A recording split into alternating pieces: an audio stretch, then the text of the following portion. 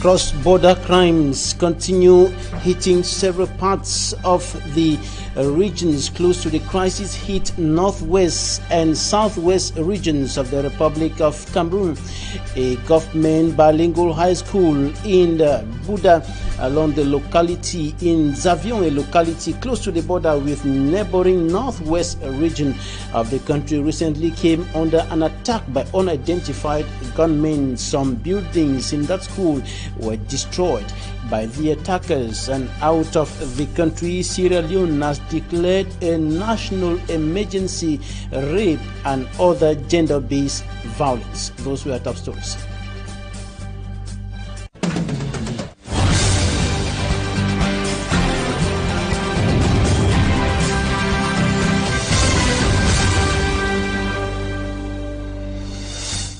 Thanks, ladies and gentlemen, for joining us on this edition of the 6 p.m.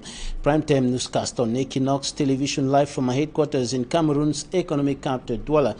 I am Babila Jonathan. Localities along the border with the northwest and the southwest regions of the Republic of Cameroon hit by socio-political and security crisis for close to 3 years now, and now incurring or leaving some attacks by unidentified individuals after the localities in the Noon division and of course in the Menua division that were hit by crisis, or better still attacks, reportedly coming from the northwest region of the Republic of Cameroon. Is the turn of the locality of Zavion in Buda. It is of course in the west region of the Republic of Cameroon. The government bilingual high school of that locality came under the attack of unidentified men who destroyed some buildings in that school, as Magic and Gabriel reports.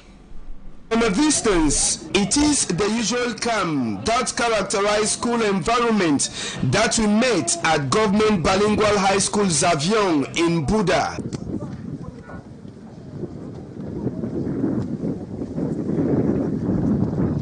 The staff and students are very serene, all still in shock after the unexpected raid of unidentified armed gunmen alleged to be Amber Boys, members of the separatist movement.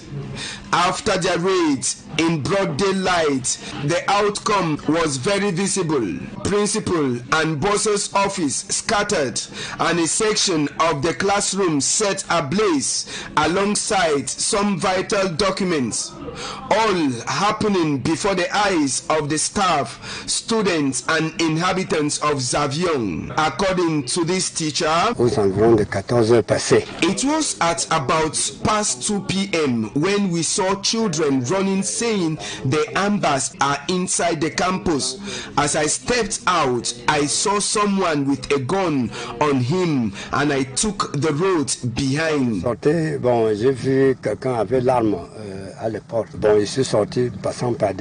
It is with fear that the teachers as well as the students of the government primary school and government bilingual high school Zavion recount the surprise raid of the Amber Boys in their institution.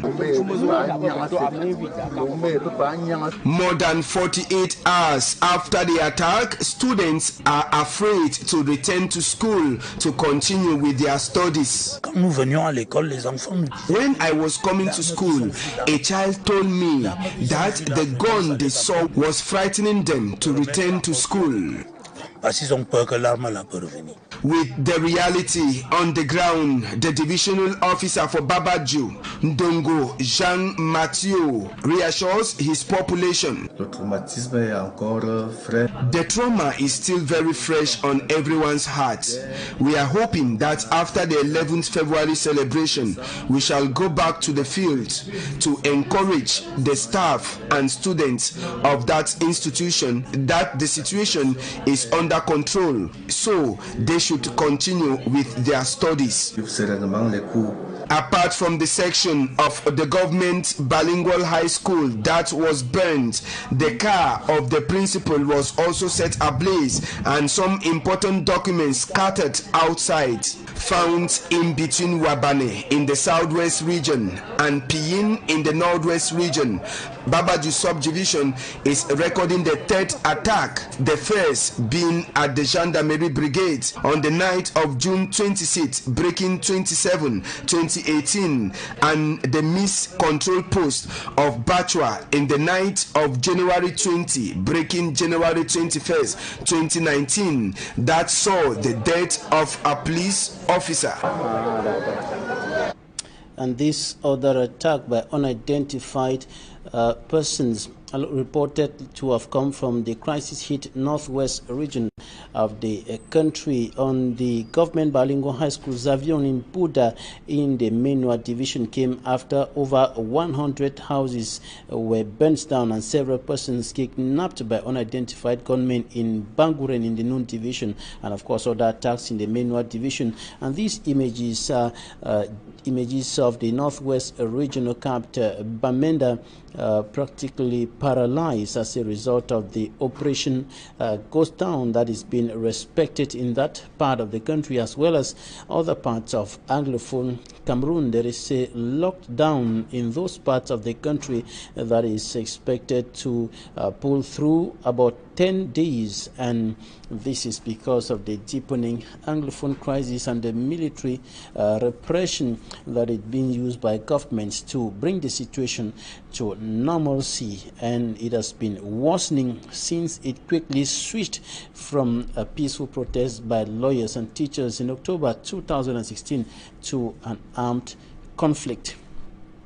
On to something else now. We go over to the nation's political capital, Yaoundé, where there was a violent confrontation between some petty traders in the Yaoundé Central Market and municipal police working for the Yaoundé City Council, and of course forces of law and order who later came to the scene to bring the situation under control. And the petty traders went into a standoff with the forces of law and order, resisting to quit the streets and pedestrian paths where they have been doing business for some time now. And this enters the framework of efforts by the Yaoundé City Council to fight against urban disorder in some parts of the city, notably around the Yaoundé Central Market as well as the Mokolo Market in Yaoundé.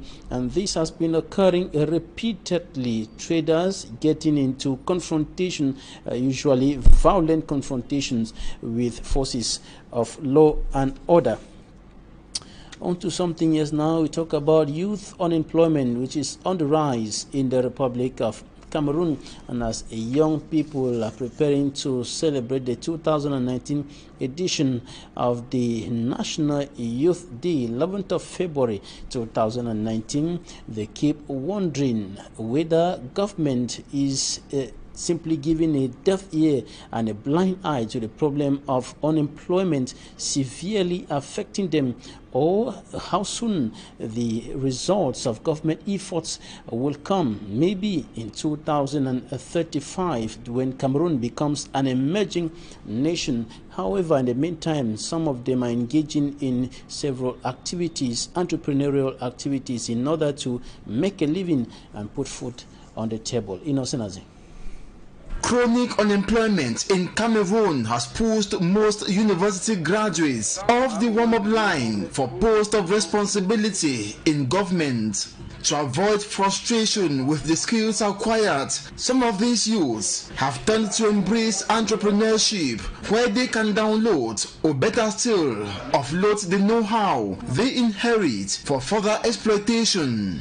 Knowing how complex it will be to accelerate on the foot, these optimistic youths decided to sink into helping entrepreneurial organizations or form associations like Akamas, an association for youth assistance. Such an association aims at creating an entrepreneurial environment where determined, skillful youths can exploit their aptitudes to enhance local production for local consumption, plus regain benefits and opportunities swallowed by importation. I think that the importation of products in our country is something that slows us down, because we have a country with opportunities and we have to develop those opportunities. I think that the importation also block us, in consuming our local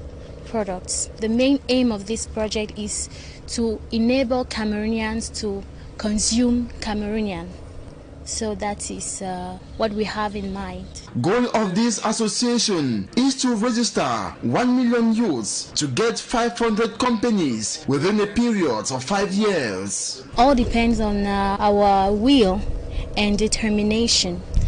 I believe in the entrepreneurship in Cameroon because it's something that we need in our country to develop our country and help the young people to express their talents and express themselves, in the different domains and their different capacities. Though optimistic, stumbling blocks to be gotten rid of are not ignored or minimized as far as becoming an entrepreneur in Cameroon is concerned. The difficulties that area has in this country is that there is not enough funds for the entrepreneurship to explode and expand in our country. So thanks that we have an association that has thought and that has had an idea to resolve that problem and to permit and enable all the Cameroonians to join the project so that we can construct and develop this beautiful country of ours. Other unemployed youths warming up with hope to plunge into government institutions have been advised not only by their peers but the head of state Paul Biya in his several address to the youths ahead of National Youth Day celebrations as a way to contribute enormously in the development of the economy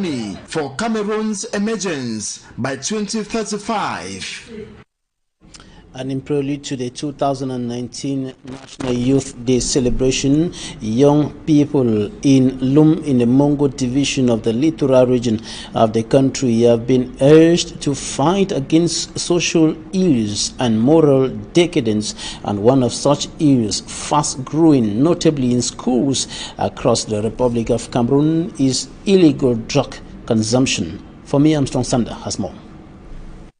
Coming from different primary and secondary schools across the town of Lum in the Mongo division of the littoral region, the young learners of both public and private institutions were sensitized on the dangers of drug consumption within the school milieu. Ces intervenants ont touché les mots qui minent. Learners said they were drilled against acts of moral decadence, dangers of drug consumption to education and health, as well as lessons on the importance of hard work.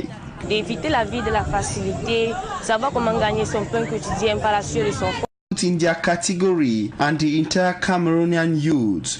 Et nous voulons absolument sauver nos enfants. The prelates on their part believe that saving youth from social ills is saving the church and by extension the entire nation.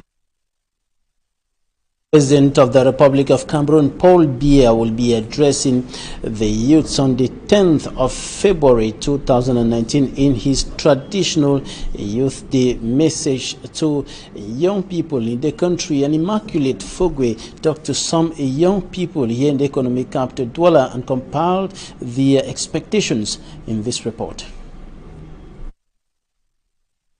The 53rd edition of the National Youth Day, which will be celebrated a few days from now, is coming during a time when the political situation of the country is greatly threatened. Youths who are faced with multiple problems like high unemployment rate, growing insecurity in the northwest and southwest regions, and equally the pandemic of corruption, are hoping that President Paul Biya's speech to youths on the 10th of February will be able to address the issues plaguing them. We caught up with some youths on the streets, and they explained to us their expectations. All what we want from the head of state is a better living, because none of us is enjoying what is happening now.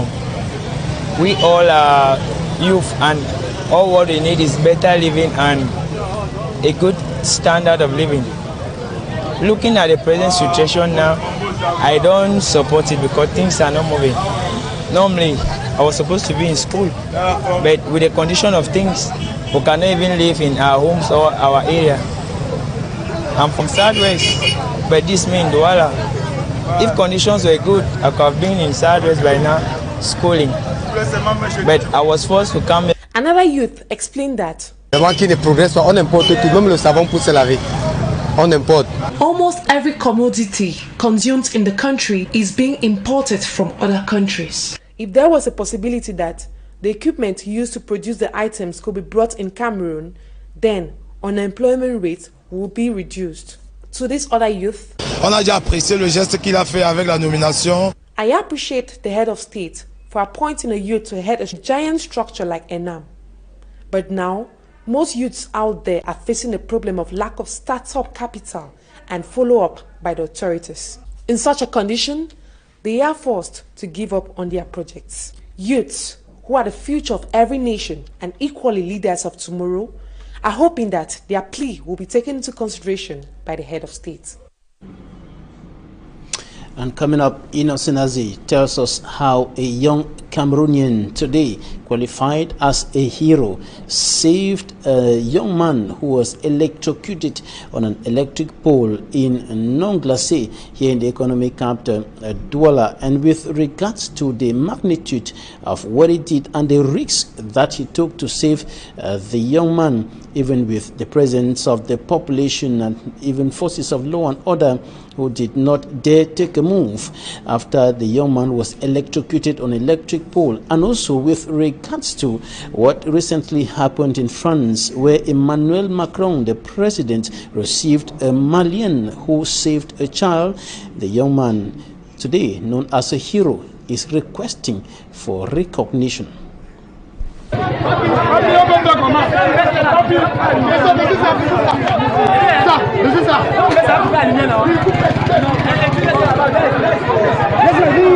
He is an Inyo worker trapped on this electric pole by high tension in quartier Nonglacé, Texaco Aéroport in the Douala 2 municipality as he was doing repair works.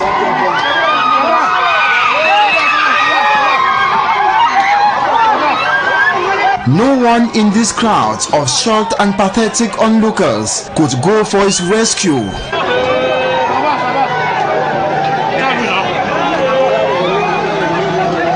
Even security elements and the victim's colleagues could not rescue him.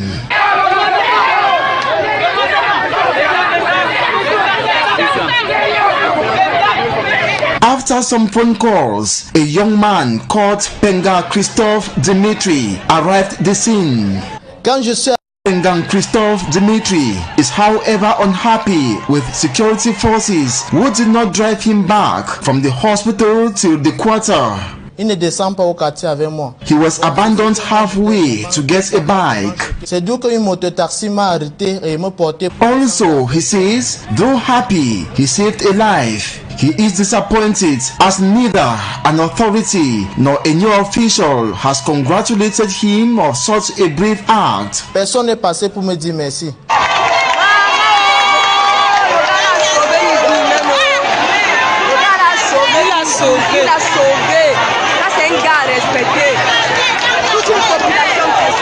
The dust is yet to settle as consternation still looms around the neighborhood.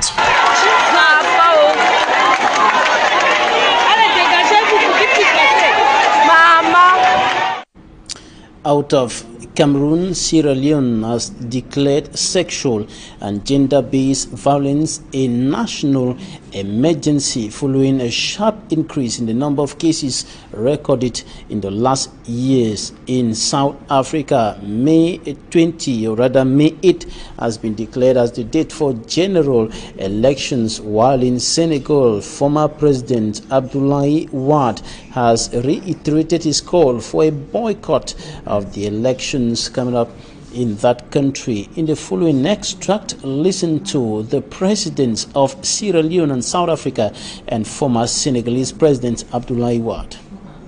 Ladies and gentlemen, I therefore declare rape and sexual violence as national emergency. and intend to proclaim the 8th of May 2019 as the date of the election.